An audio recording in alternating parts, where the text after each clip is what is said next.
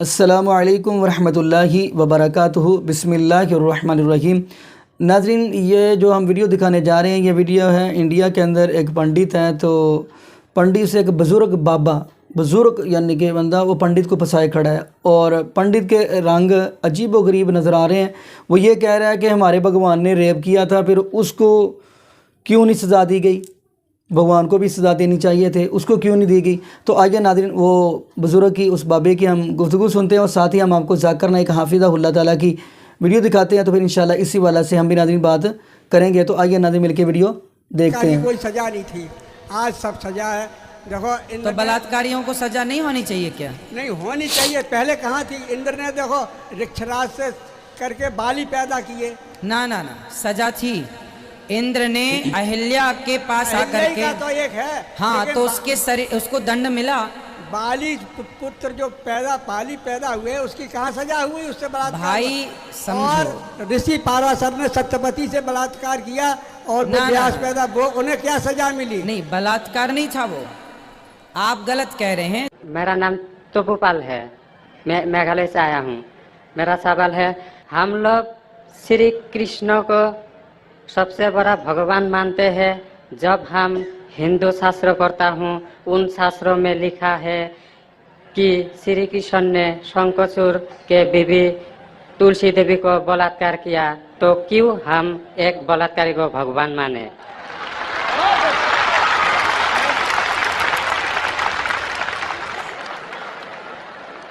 भाई साहब का सवाल है कि हम श्री कृष्ण को भगवान मानते हैं, अगर उसने बलात्कार किया है तो बलात्कारी को भगवान क्यों माने?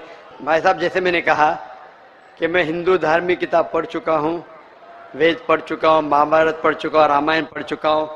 और मैं जब पब्लिक में प्रचार करता हूँ तो मैं ऐसा प्रचार करता हूँ, अच्छी बातें कहता हूँ, पढ़ता हूँ सब कुछ, यकसानियत की बात करता हूँ और कहता हूँ, इख्तिलाफ की नहीं करता हूँ। आपने जो सवाल पूछे कि क्यों मानते, मैं आपसे पूछूंगा आप क्यों मानते? आप अगर कहते नहीं मानना चाहिए तो आप मत मानो। तो मैं समझता हूं कि अगर श्री कृष्ण सही में भगवान के अवतार है, अगर सही में पैगंबर है, तो कोई भी पैगंबर बलात्कार नहीं कर सकता है। सर लिखा है, तो बोई में लिखा है, किताब ग्रंथ में लिखा है। मैं जानता हूँ, मैं आपका जवाब देता हूँ, मैं जानता हूँ। मैंने नहीं कहा कि आप गलत कह रहे, मैं आपको कह रहा हूं ना। मिसाल देता हूं मैं, लूत अलैहिस्सलाम कुरान में लिखा है कि अल्लाह के पैगंबर है, ठीक है, लेकिन श्री कृष्ण अल्लाह के पैगंबर है, कुरान में नहीं लिखा है। लेकिन अल्लाह के रसूल फरमाते हैं कि इस धरती पे 1,24,000 पैगंबर भेजे, नाम से 25 है। उन 25 में से एक का नाम लूत अलैहिस्सलाम है। जब मैं बाइबल पढ़ता हूं, बाइबल में लिखा है कि लूत अलैहिस्सलाम ने जिना किया अपनी बेटियों के साथ। जो आपके शास्त्र में लिखा है उससे बड़ा गुनाह लिखा है बाइबल में। तो मैं क्या कहता हूं, वो बाइबल में गलत लिखा है। लूत अलैहिस्सलाम पे मैं इल्जाम लगा ही नहीं सकता हूं, क्योंकि लूत अलैहिस्सलाम अल्लाह के पैगंबर है। आप समझिए ना। तो मैं कहता हूं कि वो चीज जो बाइबल में है वो मिलावट है। अल्लाह के पैगंबर कभी भी अपनी बेटियों के साथ जिना नहीं कर सकते। तो मैं कहता हूं लूत अलैहिस्सलाम पैगंबर है, लेकिन वो चीज गलत है।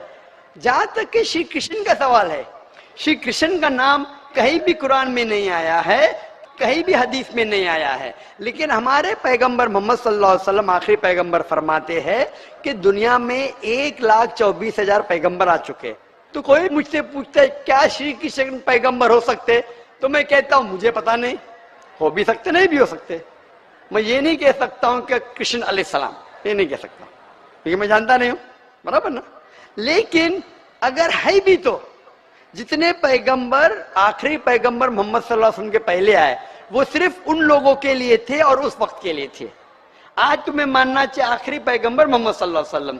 तो इसीलिए इस शास्त्र के बारे में मैं जानता हूं, श्री कृष्ण के बारे में, मैं राधा के बारे में भी जानता हूं, श्री कृष्ण की कितनी बीवियां दो भी जानता हूं। श्री कृष्ण की 8 बीवियां थी, बाद में जंग के मैदान में 16,100 बीवियों से शादी किया, कुल मिला के उनके पास थे 16,108 बीवियां। कितनी 16,108 बीवियां महाभारत में लिखा है, और उन 16,108 में से राधा उनकी बीवी नहीं थी।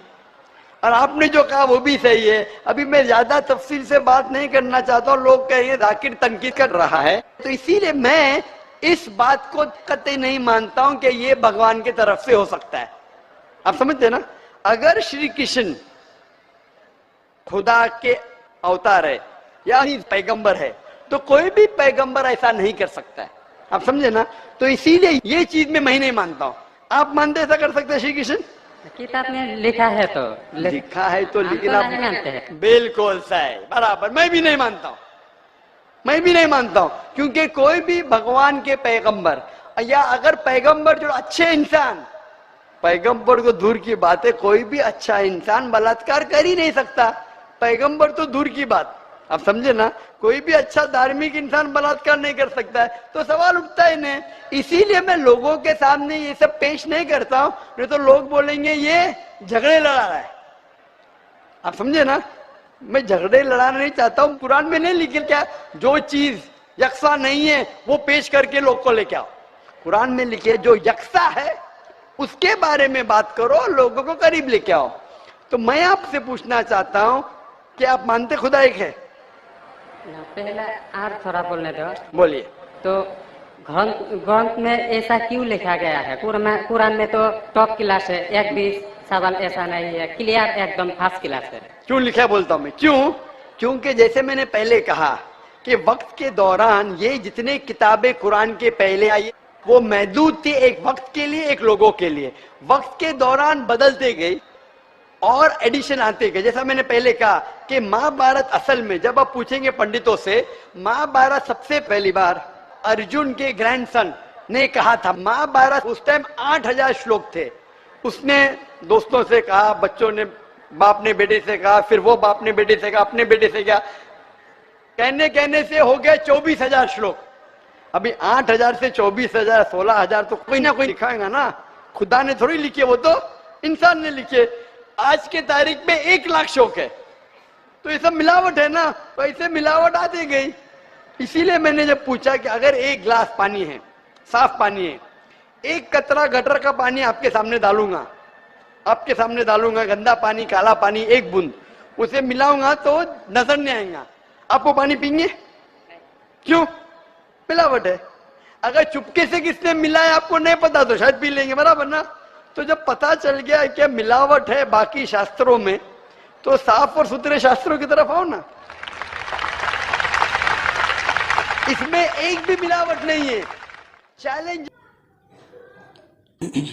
जी नाज़रीन, आपने ये वीडियो मुलाज़ा फरमाई और बुज़ुर्ग की भी गुफ्तगू सुनी और पंडित के भी अजीबोगरीब आपने गुफ्तगू सुनी होगी, और जाकिर नाइक हाफिज़हुल्लाह ने बड़ी कमाल की गुफ्तगू की है। तो नाज़रीन, कितनी बड़ी अजीबोगरीब बात है कि एक तरफ उसको भगवान कहते हैं, बल्कि भगवान तो वो होता है जिसकी कोई औलाद नहीं होती, जिसकी कोई बीवी नहीं होती, जो खाता नहीं बल्कि खिलाता है, जो पीता नहीं बल्कि पिलाता है। तो ये कैसा इन्होंने हिंदुओं ने भगवान बनाया हुआ, उसने रेप किया। तो नाज़रीन, अगर इस्लाम के अंदर देखा जाए तो अगर कोई बंदा ऐसा काम करता है यानी कि उसको सज़ा दी जाती है। जैसा कि आप हदीस का मुताला करें, सहीह बुखारी की हदीस का मुताला करें, तो नबी पाक सल्लल्लाहु अलैहि वसल्लम ने उसके ऊपर हद मुकर्रर किया, यानी कि उसको रजम किया जाता है। लेकिन ये कैसा इनका भगवान है जिसने रेप किया और उसको सज़ा नहीं मिली। और ऊपर से नाज़रीन आप देखेंगे अजीबोगरीब बात करते हैं, यानी भगवान इनको सज़ा देता है, भगवान जो मर्ज़ी करे, उसको कोई मसला नहीं, उसको खुली छुट्टी है, जो मर्ज़ी वो करता फिरे। तो आइए नाज़रीन दुआ करें अल्लाह पाक इनको हदायत नसीब फरमा दे, और ये भी दुआ करें अल्लाह पाक हमें 5 वक्त का बाजमान नमाजी बना दे, और ये भी दुआ करें अल्लाह पाक हमें कुरान पाक की कसरत से तिलावत करने की तौफीक दे। तिलावत करने के साथ साथ अल्लाह पाक हमें तर्जुमे के साथ पढ़ने की तौफीक दे। जज़ाकुमुल्लाहु खैरा। अस्सलामु अलैकुम व रहमतुल्लाहि व बरकातुहू।